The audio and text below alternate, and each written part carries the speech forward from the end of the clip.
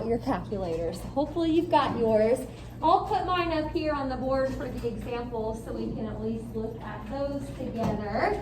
Now, this title is Exponential and Logarithmic Equations.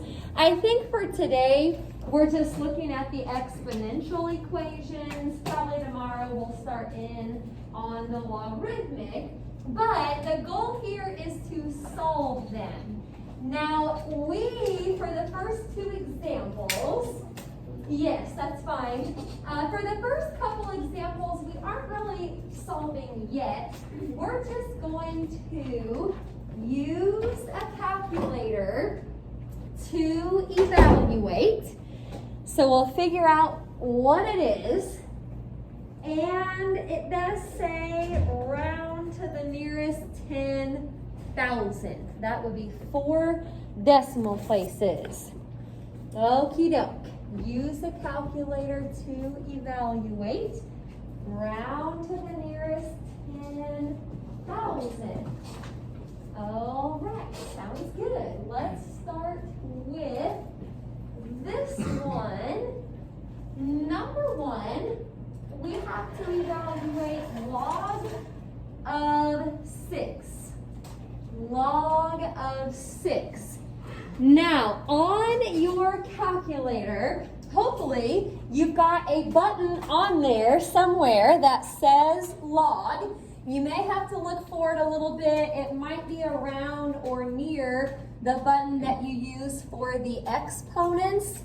And remember, when you hit that button, I've mentioned this before, but when you hit the log button on your calculator, it will assume a base of 10. So I don't see a base up here, which means it's 10. But when you hit the log button on your calculator, it already puts it with a base of 10. So I'm just going to hit log of 6. Now, we will get to some problems later today where the parentheses are going to be important. If you want to just get in the habit of closing those, that's not a bad idea. On something like this, if you didn't close the parentheses, it's fine. But like I said, later on in the lesson, we'll get to some situations where if you don't close them, it may not give you back the right answer. So that'll be important. Yes? Question? Alrighty, so I'm looking for the log. You'll have to hit second and then, go for option 1. You can just hit 1 or enter. Yeah, and then 6. That looks good. Anybody else? Questions on your calculator? We're going to be using that log button a lot, so make sure that you know how to type that in. Now, we are still supposed to round this. So 10,000, in case you kind of forgot how to round, that would be 4 decimal places. But when you look behind it, if it's a 5 or above, you got to round that up. So actually 0.7782 is what we want for this one. All right. Yes. Do you have to have the squiggly equal? You don't. Yeah, that just means it's approximately. But yeah, that's okay if you don't have that part. Okay, I'm going to do just one more of these. All of these, by the way, will be a base of 10. So like I said, when you hit it on your calculator, it's just going to do that automatically. Now, all I would type in this time is just log of 0.3. Again, you don't have to end the parentheses on something like this. Let's see how to round this one. This is probably what your calculator will give you, something like that. So if you look at the 4th decimal place, that's going to have to be rounded up to a 9. So negative 0.5229, that is approximately the log of 0.3. All of these today will be base 10. Like I said, that's just how the calculator is set up. Any issues with your calculators? Let me know if there is. I can look at that with you. Now, this again is just kind of us getting some practice with the calculator. Now we're going to get into some actual equations that we have to solve. Now, I've got some steps to give you first, though, before we do the next problem. All right, and I would put this in my notes here because here in a second not in a second, but here in the next day or so, we'll be solving logarithmic equations, which is different. So, to solve an exponential equation, first thing, make sure the base with its exponent is by itself. Make sure the base with its exponent is by itself. Okay, if there's any extra numbers out to the side being added or subtracted or maybe multiplied, you got to undo all that stuff. Get the base with its exponent by itself. Sometimes that part is already done. So now we move on to the second step, which is to take the log of both sides. This is an equation, so we have to keep everything equal. Take the log of both sides of the equation. I'll show you what that looks like here in a second when we actually try the examples. Now, the reason we do step 2 is so in step 3, we can use the power property of logs. Use the power property of logs to move the exponent out front. The exponent is going to have the variable, by the way. So if we move it out front, then finally, step 4, we should be able to just solve for the variable. Okie doke. Make sure the base with its exponent is by itself. Then take the log of both sides. Whatever you do to one side, you have to do to the other. Now that you've got logs on both sides, you can use the power property. That'll get your exponent out front, and then you solve. Okay. Once we kind of get the hang of this, this usually just kind of comes natural to us. So, directions are changing here. You're not just going to be evaluating. We are actually solving. So, solve each equation, and we'll still round to the nearest 10,000. Sorry. So, round to 4 decimal places. Okie doke. Well, looking good here. We'll see what this first one looks like.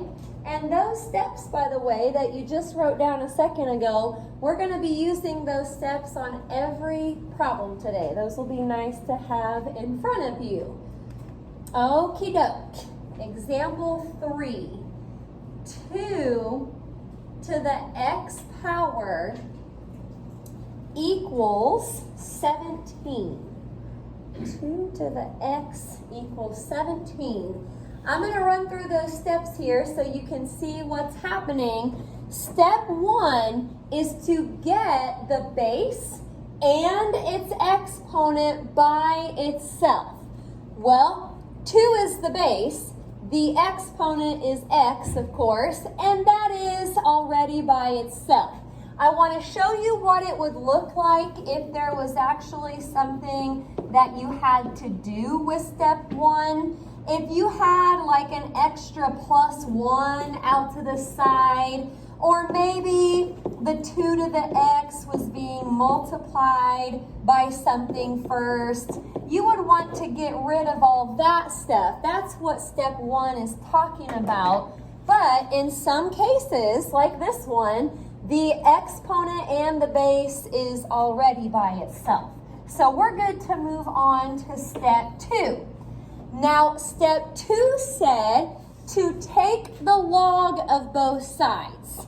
Now, to do that, we're basically just going to write log in front of the left side and in front of the right side. That's taking the log of both sides.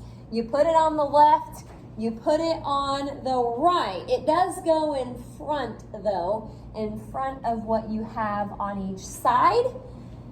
Okay, step 3, use the power property of logs to move the exponent out front. Well, here we go. This is where the power is over here.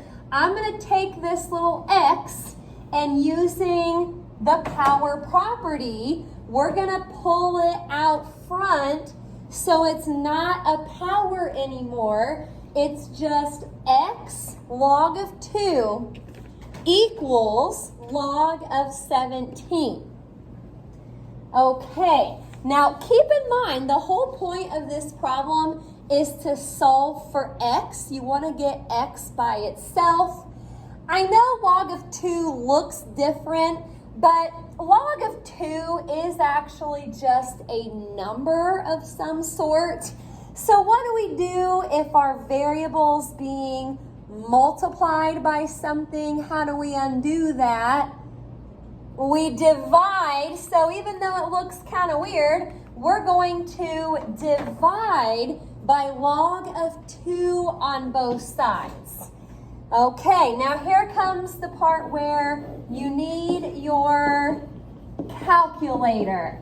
I'm going to try to show you a couple different ways that you could type this in, and it kind of just depends on what type of calculator you have.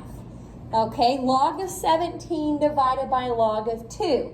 If your calculator allows you to type in more than one thing at a time, here's what you could do. Log of 17. Now, if you're going to do it all at once, you have to close those parentheses before you type in divided by log of 2. It doesn't really matter if you close the last set of parentheses. It was 2, wasn't it? Yes, it was. It doesn't matter if you close those, but you have to close the parentheses after the 17. Now, if you didn't, this is not the correct way to do it, so do not copy this down. I'm just trying to kind of show you how important it is. If I didn't close my parentheses, that is not the same thing. So again, this is wrong, but I just want you to know you have to close the parentheses or it won't work. Now, the other option, if you can't do all of that at once, or if you don't want to do all of that at once, you can just type in log of 17, enter, just figure out what that is, take that number divided by log of 2. If you do it that way, you won't have to worry about parentheses or anything else. So, however you do it, 4.0875. We're going to have to round that up. Okie dokie. Any questions about how we solved or how we typed that in? All right. Now, you can check these if you want. I may show that real quick up here too. These can be checked. If you go back to the original and plug in what you got for x. This is something I can type in pretty quickly. It was 2 to the x power. Well, we found x to be about 4.0875. It's not going to give me the 17 exactly because we rounded, but it should be pretty darn close. And that is pretty darn close to 17. So again, plug your answer in if you want to check it. You don't really have to show that part though. All right, any questions on the first one? These all kind of work the same way, or in a similar way, I guess. So that's kind of nice. All right, number 4. Here it is. 6 plus 3 to the x power, and it equals 16. 6 plus 3 to the x. Now you can't add the 6 and the 3 and make it 9 to the x power. That does not work. Step 1 has to be done here. We need to subtract the 6 before we do anything else. You have to get the base with its exponent by itself before you can take the log of both sides. One of the most common mistakes that I see with these problems is sometimes we get in a hurry and we're just trying to do a whole bunch in our head or on our calculator, and we forget to take the log of that right-hand side. That would be a bummer. You gotta take the log of both sides to keep everything even. Okay, so I did that. Now here comes the power property, moving that exponent out front. That is exactly why we take the log of both sides, so we can use the power property of logs. Well, x is being multiplied by log of 3, so let's divide by log of 3. And again, if you do this all at once, close your parentheses.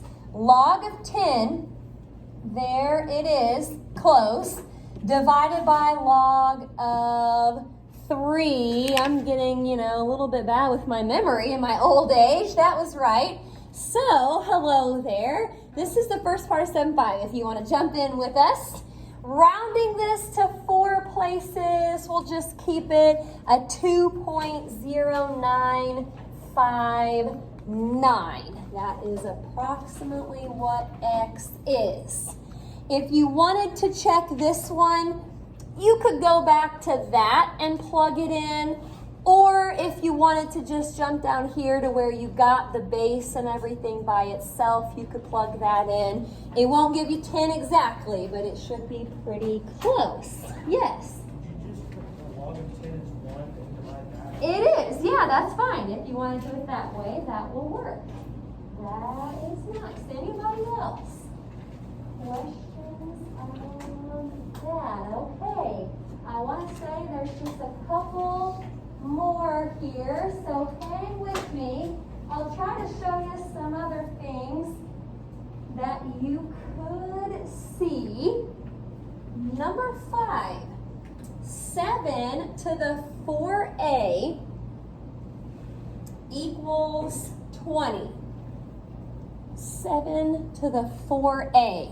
Now, first thing I have to check is the base and the exponent by itself. Yes. So I'm going to go on to step 2, which just said to take the log of both sides. So log on the left, log on the right. And again, we do that so we can do our power property of logs in step 3. So once you pull the power out front, this should say 4a log of 7 equals log of 20. Now, I'm looking at where a is. There's actually a couple things that are being multiplied by a. So there's probably a couple ways that you could finish this. What I would do first, and again, this is not how you have to do it, but I would just go ahead and do what we've been doing all along. Divide by log of 7. So let me type that in. Log of 20 divided by log of 7. Close that. There's that. That's not my answer, but I'm going to leave that number on my calculator screen. And what else do I have to do to this number? A is still being multiplied by 4, so we have to divide by 4. Now, I want to explain why I've got the dots right here. In math, and probably in other sciences also, you don't really want to round until the very end of the problem if you can help it. So if you've got a calculator where you can just keep that on your screen and hit divided by 4, that's probably the best way to get the most accurate answer. This is like a 0.3849. If you can't leave it on your screen and divide like I showed you, it's fine if you want to round in this step and then divide by 4. Your answer might be slightly different than that, but it should still be pretty close. So either way you want to do it. Again, that's something that you want to just try on your calculator. Yes? So, could you divide the 4 into the 20 when you have 4a log of 7 and log of 20? That's a good question. If you come back to this step here, and let's say you wanted to divide by 4 first, you would have to type it in not as just 20 divided by 4. You couldn't really make that a 5. You'd actually have to type in log of 20 divided by 4. So you'll want to end the parentheses there, 2 divide by 4, and then you could divide by log of 7. That would work, but you can't just take the 20 divided by 4. Good question. Anybody else? These are kind of weird at first, but like I said, once you kind of get the hang of them, they all work in a similar way. All right. Well, gosh, I think this might be the last example here. Number 6. Be careful with this one. I may want to work on this with you. It's 2 to the y plus 1. And it equals 5. 2 to the y plus 1 equals 5. Okay, do we have the base and the exponent by itself? Yes. So let's go on to step 2, where we take the log of both sides. So log of the left, log of the right. Now at this point, we're going to use the power property to pull this out front, but I want you to know with this power, since it has a plus sign in it, it's basically like a quantity that you'll have to keep together. So it's really important that you put parentheses around the y plus 1 so you know that the log of 2, that whole thing, is multiplied by y plus 1. So here's what I would do on my calculator.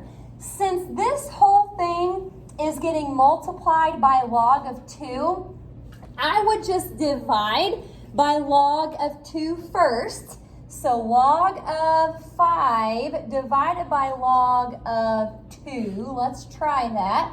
Got to end my parentheses there. Okay, but that's not my answer yet. That is still what y plus 1 equals. Again, I put the dots there just to show that I'm going to keep that whole thing on my calculator. But to get y by itself now, we're gonna have to subtract the 1 from both sides. So finally, a 1.3219. That is good for number 6. So if it's a sum or a difference up there in your exponent, make sure that you keep it in parentheses when you pull it out front. That will be important. Okay, exponential equations. I'll go ahead and give you the assignment. We are going to do, I guess this is A91 now, getting up there. From page 473, it is 15 to 22.